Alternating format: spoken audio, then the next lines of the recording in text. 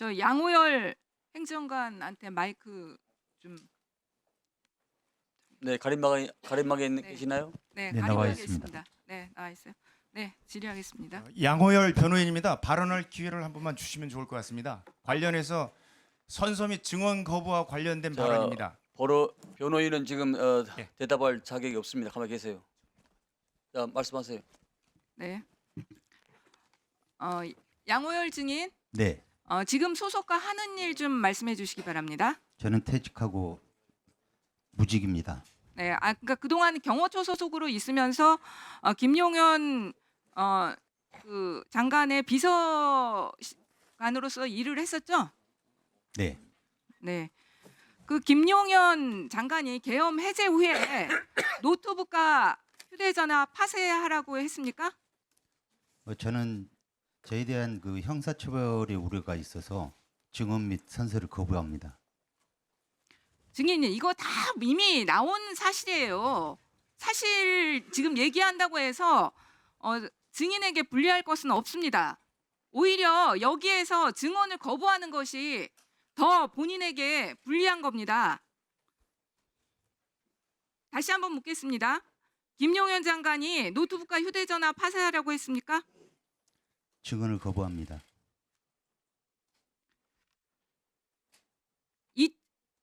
2024년 9월경부터 12월 3일까지 증인의 차량을 이용해서 노상원이 공간 드나들었죠? 증언을 거부합니다. 이 도대체가 증인 수사기관에서 사실대로 진술했어요?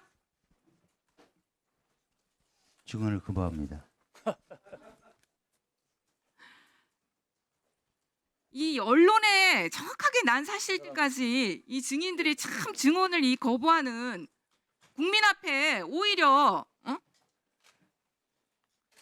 정정당당하게 얘기해야지 본인에게도 유리한 거예요. 증인 저기 지금 그럼 증거인멸이나 그런 걸로 입건됐습니까? 피의자로 조사받았어요? 증언을 거부합니다.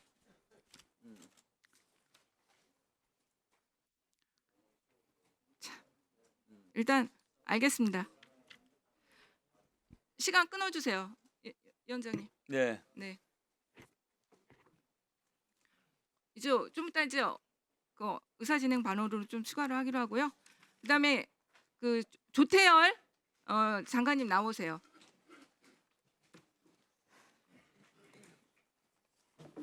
네.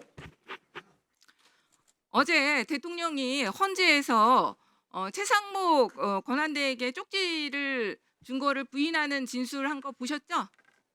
들었습니다. 네. 조태열 장관이 지난번 본회의에서 명확하게 9시쯤 도착해서 집무실로 들어가 보니까 너댓분의 국무위원님이 미리 계셨고 앉자마자 비상계엄 선포를 할 생각이다라고 대통령님이 저에게 말씀하시면서 종이 한 장을 주셨습니다. 그 속에는 외교부 장관이 취해야 할 조치에 관해 간략히 몇 가지 지시사항이 있었고요. 이렇게 진술을 했습니다. 이거 사실대로 진술한 거죠? 네. 네. 이 어제 대통령의 헌재에서의 부인은 조태열 여기 외교부 장관에게 준 쪽지도 사실 부인하는 것과 동일하다고 생각합니다. 대통령이 앞으로 만약 이 부분에 대해서 또다시 질문이 나오거나 진술을 해야 될 때 장관에게 이 쪽지를 준 사실도 부인할 것이라고 생각합니다. 그래도 장관은 정확하게 명확하게 대통령으로부터 쪽지를 받았다 얘기하겠습니까? 가정적인 상황에 대한 질문이기 때문에 그 답변은 적절치 않다고 생각합니다. 저에 관한 주신 종이에 대해서도 부인한다고 단정하기 어렵다고 생각합니다. 그러면 다시 한번 물을게요. 어쨌든 본인이 대통령으로부터 직접 쪽지를 받은 것은 맞다. 맞습니다. 제가 본회의에서 그렇게 답변했습니다. 지금 대통령이 자신의 책임을 면하고자 정말 비굴하게 아랫사람들에게 모든 책임을 미루면서 부인하고 있습니다. 앞으로 그 전략은 저는 모든 헌재 탄핵 사건과 수사되고 있는 나서 기소됐을 때 법정에서도 마찬가지일 것이라고 봅니다. 장관께서도 명확한 입장을 계속해서 밝혀주시길 바라고요. 지금 보니까 그때 너댓분의 국무위원님이 왔다 그랬는데 그 정확하게 그 대통령이 장관님께 쪽지를 줄 때 볼 수 있는 상황 아니에요? 같이 와 있었던 국무위원들이. 뭐 아마 제가 앉자마자 건넸기 때문에 못 봤거나 기억을 못 하실 분들도 많으시리라고 생각합니다. 그때 있었던 사람은 4사람밖에 안 됩니다. 김용현, 박성재 법무부 장관, 이상민 행안부 장관, 한덕수 총리 딱 이 4사람이에요. 그리고 옹기종기 모여 앉아 있었을 거 아닙니까? 네. 그렇죠? 네. 그럼 못 볼 수가 없는 거예요. 그래서 이 국무위원들의 보지 못했다 진술이 너무나 제가 볼 때는 비겁한 겁니다. 사실 대통령 앉아 있고 그 주변으로 4명이 앉아 있는 거 아닙니까? 그렇죠? 평상시라면 그렇겠지만 그 상황이 워낙 충격적이기 때문에 기억 못 할 수 있다고 생각합니다. 근데 어쨌든 대통령 앉아 있고 4명이 자기한테 준게 아니면 옹기종기 기억이 안 모여 있는 됐어요. 건 맞고 바로 그때 대통령이 들어가자마자 장관에게 쪽지를 준 거 아닙니까? 네. 뭐 비밀스럽게 불러서가 아니라 4명이 앉아 있는 자리에서 준 거 맞죠? 그 사실입니다. 자, 다시 한번 한덕수 총리께 묻겠습니다. 보셨습니까? 안 보셨습니까? 제가 여러 번 말씀을 드렸는데요.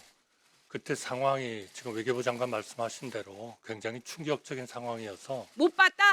전체적인 것들이 기억을 하기가 굉장히 어렵습니다. 의원님께서도 그러한 상황을 조금은 이해를 해주셨으면 좋겠습니다. 말이라면은 못 들었을 수 있다는 변명이 통할 수가 있어요. 그런데 5명이 옹기종기 모여 앉아 있는 상황에서 이렇게 종이 주는 걸 못 봤다. 이거는 정말로 말도 안 되는 거죠, 상식적으로. 제가 한 말씀 드리면은 종이를 건네주시는 게 동시에 총리께서 저한테 외교부 장관은 어떻게 생각하십니까? 질문을 하셨습니다.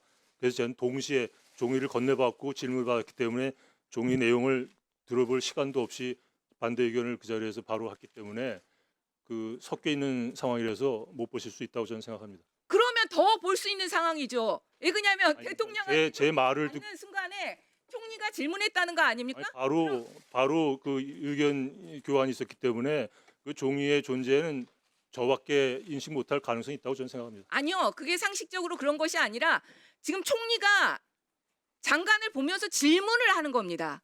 그렇기 때문에 시선이 그래서 같이 가 있는 평시로 거예요. 그래서 못 생각하시면은 볼 수가 없는 거죠. 아예 부인하기로 작정을 했으니까 제가 더 이상 묻지는 않겠습니다. 저 박성재 장관도 못 봤어요? 저는 보지를 못했습니다. 이상민 네, 증감법 3조 제1항 형사소송법 148조에서 증언하지 않겠습니다. 마이크가 켜 있기 때문에 앞으로 좀 당기십시오. 증감법 3조 제1항과 형사소송법 제148조에 의해서 증언하지 않겠습니다. 소환을 하셨기 때문에 나왔습니다.